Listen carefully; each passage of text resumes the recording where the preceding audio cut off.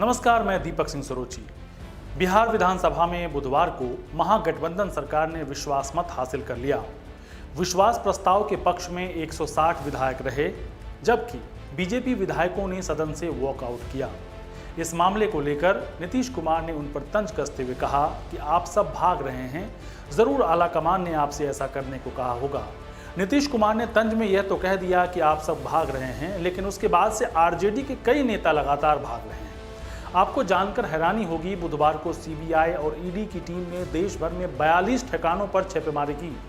CBI की team ने बिहार में ही राजद के 6 नेताओं समेत 25 ठिकानों पर छापेमारी की। इनमें आरजेडी के 2 राज्यसभा सांसद अशफाक करीम और फयाज अहमद भी हैं। इनके अलावा पूर्व विधायक अबू दोजाना, लालू के ओएसडी रहे भोला यादव, पूर्व एमएलसी सुबोध राय और लालू के करीबी और बालू माफिया सुभाष यादव के ठिकानों पर भी छापेमारी हुई।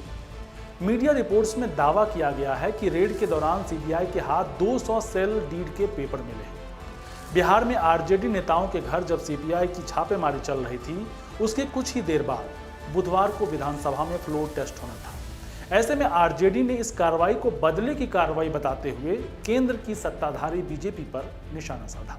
आरजेडी एमएलसी सुनील सिंह ने सीबीआई की इस कार्रवाई को लेकर कहा कि यह जानबूझकर किया जा रहा है। उन्हें ऐसा लगता है कि जांच एजेंसियों का इस्तेमाल करने से विधायक डर के मारे उनके पक्ष में आ जाएंगे। वहीं आरजेडी सांसद मनोज झा ने बीजेपी पर हमला करते हुए कहा कि आज बिहार विधानसभा में फ्लोर टेस्ट है और बीजेपी ने डराने के लिए आज ही का दिन चुना है। आप राजनीतिक रूप से लड़ाई नहीं लड़ सकते। आप इन्हें ईडी सीबीआई की नहीं, आप इन्हें भाजपा की रेड कहिए। ये संगठन बीजेपी के लिए काम करती है। अभी कुछ दिनों पहले ही उप मुख्यमंत्री तेजस्वी यादव ने भी कहा था कि बीजेपी इस स्तर पर जाएगी, एक दिन वो भी आएगा जब आप नहीं होंगे और आप भी इसी जद में आएंगे। दिल्ली से लेकर महाराष्ट्र और फिर बिहार, आपके पास स्क्रिप्ट वही है।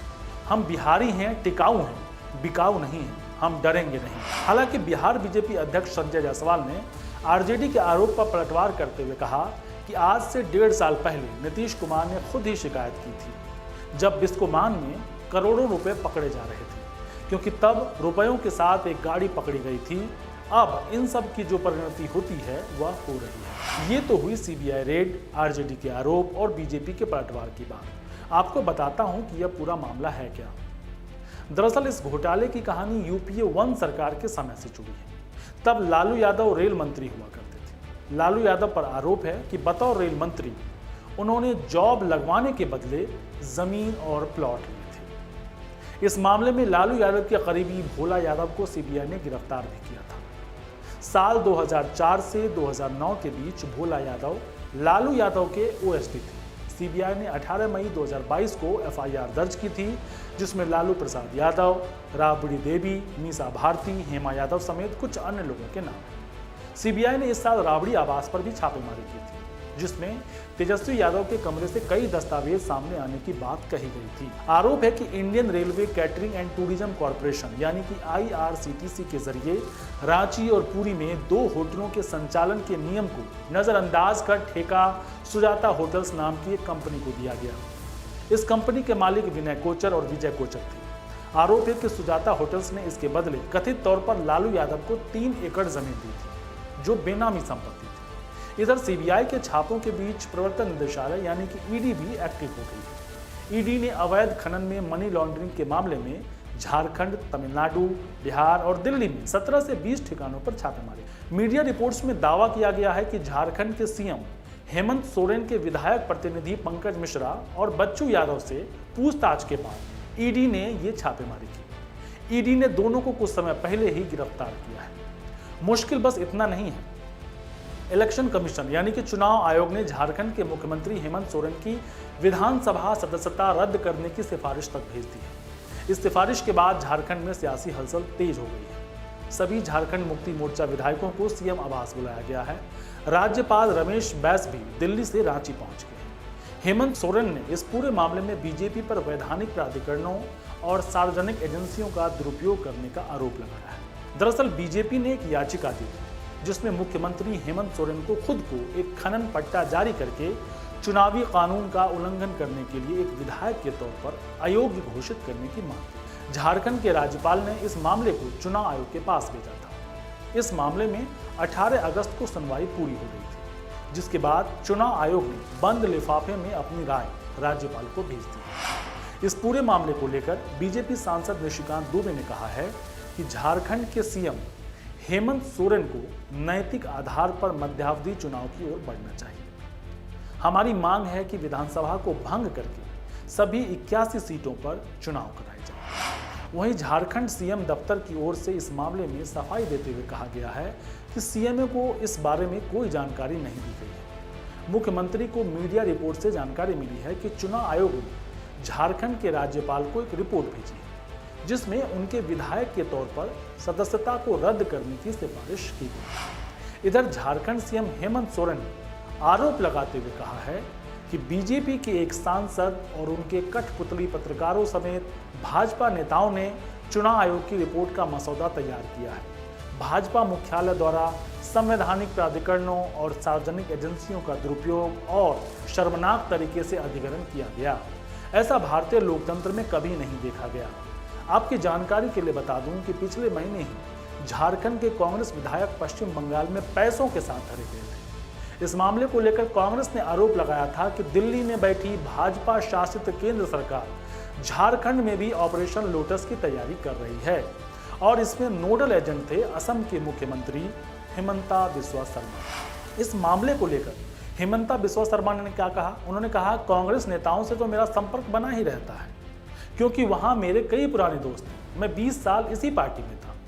वो गुवाहाटी आते हैं तो मुझसे मिलते हैं, मैं दिल्ली जाता हूं तब भी मुलाकात होती रहती है। इनमें कोई नई बात नहीं है। क्या सच है क्या गलत, ये लोगों तक पहुंच भी पाएगा कि नहीं मुझे नहीं मालूम, लेकिन आरोप के बीच एक बात तो साफ है कि सीबीआई और ईडी उन्हीं राज्यों में ज्यादा सक्रिय हैं जहां बीजेपी की सरकार नहीं है। तो क्या गैर बीजेपी शासित राज्यों का आरोप ठीक है कि बीजेपी जानबूझकर उनके विधायकों को या लोगों को परेशान कर रहे हैं, या वाकई मोदी सरकार से अलग होने की वजह से ये लोग भ्रष्टाचारी हो गए हैं, बेलगाम हो गए हैं? इन्हीं तमाम मुद्दे पर बातचीत करने के लिए हमारे साथ जुड़ गए हैं वरिष्ठ पत्रकार संजीव सिंह। नमस्कार सर, हमारे आज के कार्यक्रम में आपका बहुत स्वागत है। आपसे सवाल सबसे पहला जो होगा कि बिहार में जो सीबीआई और ईडी की जो रेड पड़ी है उसकी टाइमिंग को लेकर सवाल खड़े हो रहे हैं। गैर बीजेपी शासित राज्यों का आरोप है कि जहां भी बीजेपी की सरकार नहीं होती है वहीं पर केंद्रीय एजेंसियों को खड़ा कर दिया जाता है। आप क्या सोचते हैं? देखिए, ये जब सिंहासन जिसके पास होता है ना, तो उसका जो मुकुट होता है उसमें कांटे लगे होते हैं। दूर से वो सोने का लगता है लेकिन उसमें कांटे लगे होते हैं, और ये चीज हर सरकार पे अप्लाई होती है। अगर आप आज जो रेड्स हुई हैं बिहार में उसकी आप बात करें तो देखिए कि ये केस जो है ये 2008-9 का केस चल रहा है। ऐसा नहीं है कि आज का केस चल रहा है। तो ऐसे दिन टाइम करना जब नई सरकार बनी है, ट्रस्ट वोट चल रहा है, तो आपका सवाल बड़ा वाजिब है कि आखिर इस समय क्यों? लेकिन अब तक आप भी समझदार हैं, आपको भी पता होगा कि ये टाइमिंग का ही खेल होता है। ये जो मेरा भी सवाल सरकार ये में इसलिए भी था सर, क्योंकि कई बार कहा जाता है कि तथ्य उनके खिलाफ है, फिर भी ये लोग मोदी सरकार को घेरने की कोशिश करते हैं और ये बीजेपी विपक्ष वाले लोग जो है वो मोदी सरकार पे बेवजह के आरोप लगाते हैं। आपने ऐसा किया इसलिए आपके यहाँ है। तो सवाल यही उठता है कि जैसा आपने भी कहा, ये केस 2004 का है, 2004 से 9 के बीच का है, जब लालू यादव रेल मंत्री हुआ करते थे। तो तब से अब तक इंक्वायरी हो रही है, अभी तक कुछ नहीं आया, लेकिन जब जब इस तरह का घटनाक्रम कुछ होता है ये इंक्वायरी तेज हो जाती है, रेड तेज हो जाती है। इससे क्या समझे कि विपक्ष का आरोप जो वो सही है? नहीं, देखिए, विपक्ष का आरोप चाहे जो हो, हम बतौर ऑब्जेक्टिविटी से अगर देखें तो इसमें जरूर ये प्रश्न खड़ा होता है कि आखिर ऐसे दिन रेड क्यों की जा रही है। ऐसा तो है नहीं कि जो कागजी कार्रवाई या जो कानूनी प्रक्रिया है वो 2008-9 के बाद चली नहीं और अचानक चलने लगी। ये सरकार का तरीका होता है एक संकेत देने का, एक संदेश देने का कि अगर आप हमारे साथ नहीं खड़े हैं तो आपका जो पुराना कच्चा चिट्ठा है, आपका पुराना जो इतिहास है वो हमारे पास है, और समय-समय पर हम आपको याद दिलाते रहेंगे कि आपके सारे दस्तावेज और ये आपका इतिहास हमारे पास रखा हुआ है। आज की जो घटना हुई है बिहार में वो यही दर्शाती है कि जो केंद्र सरकार है वो एक संदेश दे रही है कि हमारे पास आपके जितने पुराने केस हैं हम जब चाहेंगे हम इसको खोलेंगे और इसकी कानूनी प्रक्रिया पूरी करेंगे। क्योंकि अगर आप कानूनन तौर पे देखें तो केंद्र सरकार पे कोई सवाल नहीं खड़ा होता, क्योंकि ये पुराने केस हैं। केंद्र सरकार ये भी कह सकती है कि भाई ये केस लंबित थे या किसी कारण रुक गए थे, अब हम इनको शुरू कर रहे हैं। तो एक जो ऑब्जेक्टिविटी होती है वो हमको कहती है कि इसके पीछे जरूर कोई ना कोई राजनीतिक कारण है। लेकिन अगर हम इसको कॉन्स्टिट्यूशनल या लीगल लेंस के थ्रू देखें तो सरकार के पास बहुत सारे इस तरह के जवाब हो सकते हैं जो वो दे सकती है कि वो इस रेट या ये जो रेट्स पड़ रही हैं वो आज ही क्यों पड़ रही हैं। बिहार की बात तो हो गई। आपने आज देखा होगा कि आज जो है इलेक्शन कमीशन की तरफ से झारखंड के जो राज्यपाल हैं उनको एक लिफाफे में रिपोर्ट सौंपी गई है और उसमें इनके खिलाफ कार्रवाई करने की बात कही गई, जो मीडिया रिपोर्ट्स में अभी तक जानकारी आई है। तो सवाल उठता है, क्योंकि कुछ दिनों पहले आपने भी खबर देखा होगा, जाना होगा कि कांग्रेस के 3 विधायक पकड़े गए थे जिसपे आरोप ये लगा था कि उनको तोड़ने की कोशिश की जा रही थी, उनके पास से पैसे भी बरामद हुए थे। तो क्या आज का जो मौजूदा घटनाक्रम है, क्या वो भी उसी प्रक्रिया का हिस्सा है? क्योंकि आप झारखंड में सरकार गिराने में विफल नहीं हुए, तो अब आप वहां पे कह रहे हैं कि जो आपके पीएम है, सॉरी सीएम है, वो अयोग्य हैं, इसलिए फिर से चुनाव करवाइए। क्या मतलब निकाला जाए? देखिए ये जो केस चल रहा है हेमंत सोरेन के खिलाफ, ये आज से नहीं चल रहा है, ये काफी समय से चल रहा है, कई महीनों से चल रहा है। और जो जानकारी पब्लिक डोमेन में है, उससे ये बड़ा ओपन एंड शट केस लगता है कि मुख्यमंत्री रहते हुए हेमंत सोरेन पर आरोप है कि उन्होंने अपनी मुख्यमंत्री का जो पद है, उसका दुरुपयोग करते हुए कुछ माइन्स जो हैं, वो लीज पर दे दी जो कानूनन रूप से नहीं दे सकते। अब क्या ये कानूनन रूप से दे सकते हैं कि नहीं दे सकते हैं, ये तो जांच का विषय है। लेकिन इस मुद्दे को भाजपा ने बहुत गंभीरता से उठाया है और ये मामला इलेक्शन कमीशन तक गया है। बात हो रही है कि क्या people of representation act 1951 section 9 क्या ये हेमंत सोरेन पे बतौर मुख्यमंत्री लागू होता है कि नहीं? तो अब प्रश्न ये है, चुनाव आयुक्त भले उन्होंने अपनी रिपोर्ट सौंपी है, वो पहले भी कह चुके हैं कि ये गंभीर, मतलब जो रिपोर्ट्स आई है उससे क्लियर है कि ये काफी गंभीर मामला है। लेकिन इस पर कॉन्स्टिट्यूशनल जो डिबेट है वो क्या है? क्या ये, पहली बात तो ये है कि क्या ये आरोप सत्य है? अगर सत्य है तो क्या हेमंत सोरेन ने people of representation act 1951 section 9 का उल्लंघन किया है? अगर उल्लंघन किया है तो फिर हेमंत सोरेन की मुश्किलें बहुत बढ़ जाएंगी, क्योंकि उनके लिए रुकना मुश्किल होगा। आपको याद होगा कि जब यूपीए की सरकार आई थी, तब सोनिया गांधी के ऊपर भी ऑफिस ऑफ प्रॉफिट लागू हुआ था और उनको अपनी लोकसभा सीट से इस्तीफा देना पड़ा था। लेकिन उन्होंने उसके बाद चुनाव लड़ा था रायबरेली से और 4 या 5 लाख के मार्जिन से दोबारा जीत कर आई थी। तो इसको हम जोड़कर जरूर देख सकते हैं, लेकिन अगर हम कंपैरिजन में देखें कि जो बिहार में आज हुआ और जो झारखंड में हो रहा है, तो उसमें हम ये कह सकते हैं कि झारखंड में ये केस पिछले कई महीनों से काफी एक्टिवली परस्यू किया जा रहा है। तो ये उसी का एक क्रम हो सकता है, लेकिन जो बिहार में हुआ वो क्लियर कट लगता है कि उसमें उसको कहीं ना कहीं राजनीति से जोड़ के देखना चाहिए। जी, एक सवाल बतौर पत्रकार मैं भी समझना चाहता हूं कि जिन राज्यों में बीजेपी की सरकारें हैं, क्या वहां बिल्कुल भ्रष्टाचार नहीं होती? क्या वहां नरेंद्र मोदी का खौफ है, या मामला कुछ और है जो छुपाया जा रहा है? देखिए, राजनीति में कोई भी ऐसा राजनीतिक दल नहीं है जो ये कह सकता है कि वो भ्रष्टाचार से मुक्त है। भले ही हर पार्टी की सोच और वो चाहती है कि वो उसके अंदर कोई भी ऐसा व्यक्ति नहीं हो जो भ्रष्टाचार से जुड़ा हो, लेकिन ये बड़ा मुश्किल होता है, खासकर जब आप सत्ता में होते हैं। हर तरह के लोग आपके साथ जुड़ना चाहते हैं। तो उसमें कुछ लोग ऐसे भी होते हैं जिनका पुराना इतिहास होता है या कोई नए पैसे कमाने के लिए हर आदमी अपने को किसी तरह एडवांस करने के लिए पॉलिटिकल पार्टी ज्वाइन करता है, तो उससे बच पाना बड़ा मुश्किल होता है। लेकिन क्या ऐसा है कि भाजपा शासित राज्यों में नहीं होता? नहीं, वहां भी इस तरह के केसेस आए हैं। मैं व्यक्तिगत तौर पे नाम नहीं लेना चाहता, लेकिन मैं आपको राज्य गिना सकता हूँ। मध्य प्रदेश हो, असम हो, महाराष्ट्र हो, कर्नाटक हो, ये सब ऐसे राज्य हैं जहां पर भाजपा के नेताओं के ऊपर पिछले 1 दशक में तरह-तरह के आरोप लग चुके हैं। लेकिन आज आज की तारीख में अगर हम देखें तो एक को छोड़कर बाकी किसी पर इस तरह की ऐसी कोई कार्रवाई नहीं हो रही है कि वो कि उनके ऊपर रेड हो रही है, ईडी सवेरे-सवेरे आ जा रही है, सीबीआई जाँच कर रही है। तो उस तरह के मामले पहले भी उन पे चले हैं, लेकिन उन पे अभी कोई ऐसी कार्रवाई नहीं हो रही है। तो ये कहना कि केवल विपक्ष में ही इस तरह के करप्शन के केसेस होते हैं, ऐसा नहीं है, हर पार्टी में होता है और उसके कई कारण होते हैं। तो इसीलिए ऐसा कोई दल नहीं है जो ये कह सकता है कि वो भ्रष्टाचार मुक्त है। हम्म, हम्म। सर, आप चूंकि काफी समय, लंबे समय तक आपने कांग्रेस कवर किया है और आपने वो सरकारें भी देखी है जब सीबीआई को तोता का तमगा दिया गया था, कहा गया था कि सीबीआई जो है केंद्र सरकार का तोता है। अभी फिर से आप वही हालात हैं जब विपक्ष ये चिल्ला रही है कि भाई ये जो है केंद्रीय एजेंसियां वो सरकार के इशारे पे काम करती है। तो मैं ये समझना चाहता हूं कि पहले की सरकार की तुलना में क्या अभी जो कुछ हो रहा है वो ज्यादा है या उसके बराबर ही है या उससे कम है? कुछ एग्जाम्पल दे सके तो और अच्छा होगा। ये बड़ा ही मुश्किल प्रश्न आपने पूछा है। देखिए, जो सरकार आती है, जैसा हमने कहा कि वो काँटों का ताज होता है और सत्ता की कोई ना जात होती है और ना पात होती है। जो सत्ता में रहता है, हर विपक्षी पार्टी उन पे यही आरोप लगाती है कि भाई पिछली सरकार से ज़्यादा हो रहा है। जब यूपीए की सरकार थी, खासकर अगर हम 2010 की बात करें जब 2G स्कैम शुरू हुआ था, उस समय भी भाजपा ने ही वॉकआउट किया था पार्लियामेंट से कि जो सीबीआई है वो मिसयूज हो रही है।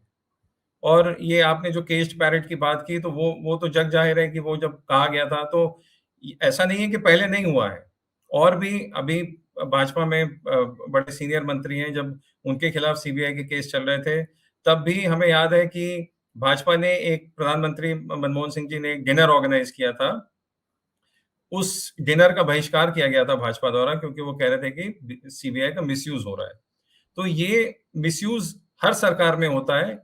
ये कह पाना बड़ा मुश्किल है कि इसमें ज़्यादा हो रहा है कि उसमें कम हो रहा है क्योंकि जो भी विपक्षी पार्टी होती हैं, वो यही बोलती हैं कि भाई इस सरकार में जितना हमारा दमन हो रहा है, वो पिछली सरकार में नहीं हो रहा था। तो I think it's a matter of scale, कुछ कम, कुछ ज़्यादा, लेकिन अगर हम एक तराजू पे तौलें, तो बहुत ही कम फ़र्क दिखाई देगा किसी भी सरकार में क्योंकि अ, हर सरकार यही चाहती है कि वो किस तरह से अपने आप को स्थापित रखे, उसके लिए वो साम, दाम, दंड, भेद सब इस्तेमाल करने को तैयार रहती है। जी, एक आखिरी सवाल। कह लीजिए नागरिक होने के नाते जब मैं अपने नेताओं को देखता हूं तो अगर मुझे उसके बारे में निर्णय लेना हो तो वो किस आधार पे? क्योंकि अभी जिस तरह से कार्रवाई हो रही है, रेड हो रहा है, उससे लग रहा है कि बीजेपी के अलावा जितनी भी पार्टियां हैं सब खराब हैं। ऐसा लोगों में ये एक भाव जाता है। शायद यही वजह है कि केंद्रीय एजेंसियों के दुरुपयोग का आरोप लगता है। तो बतौर नागरिक मुझे किस तरह से सेलेक्टिव होना चाहिए और कैसे समझना चाहिए कि किस बात पे भरोसा करें और कौन सा नेता अच्छा है, बुरा दीपक, ये बड़ा ही पर्सनलाइज्ड क्वेश्चन है। इसमें मतलब एक वन साइज फिट्स ऑल हम नहीं कह सकते। जिस तरह हम नेताओं के बारे में सोचते हैं, शायद आप नहीं सोचते होंगे। जिस तरह आप सोचते हैं, आपके प्रोड्यूसर नहीं सोचते होंगे। जो आपके प्रोड्यूसर सोचते हैं, वो आपके डायरेक्टर नहीं सोचते होंगे। लेकिन हमें बड़े सेल्फिश होके देखना है क्योंकि हम प्रजातंत्र में लोकतंत्र में हम अपना वोट देते हैं। तो हम अगर अपना वोट देते हैं, तो हम चाहते हैं कि हमारे वोट की पूरी कीमत निकले।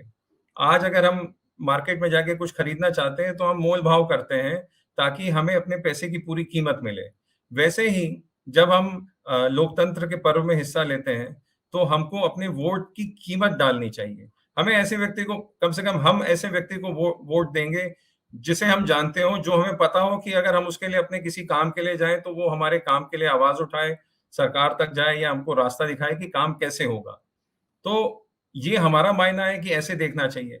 अब कई बार ऐसा होता है कि लोग चाहते हैं कि उनका नेता एकदम बिल्कुल अपराइट हो। तो अगर वो अपराइट होगा तो आपके काम में अगर मान लीजिए थोड़ा बहुत कानूनी दाँव-पेच करना हो तो शायद वो मना कर दें। तो कुछ लोग उस तरह के होते हैं। लेकिन अंत में आप जो भी सोचें, आपको अपने वोट की एक कीमत लगानी चाहिए और आपको देखना चाहिए कि अगर मैं किसी को वोट दे रहा हूँ, तो क्या मैं अपने आप को जस्टिफ़ाई कर सकता हूँ कि कल अगर मुझे कोई काम पड़ा, तो क्या ये व्यक्ति मेरी मदद करेगा कि नहीं? जी, जी। चलिए, बातचीत के लिए बहुत शुक्रिया। मुझे उम्मीद है कि दर्शक समझेंगे कि जो मीडिया में परसेप्शन बनाया जाता है या फिर जिस तरह से आप खबरें देखने लग जाते हैं, आपको लगता है कि विपक्ष के सारे लोग बेईमान हैं, उस आधार पर आप अपनी राय ना बनाएँ। आपको व्यक्तिगत तौर पे जो भी आपके जनप्रतिनिधि हैं, चाहे वो विधायक हैं, सांसद हैं, आप व्यक्तिगत तौर पे उसको देखिए, समझिए कि आपके लिए क्या बेहतर है और उसी आधार पर राय बनाइए, वो सबसे बेहतर तरीका होता है। आप सर हमारे साथ जुड़े, बातचीत किया, इसके लिए बहुत-बहुत धन्यवाद।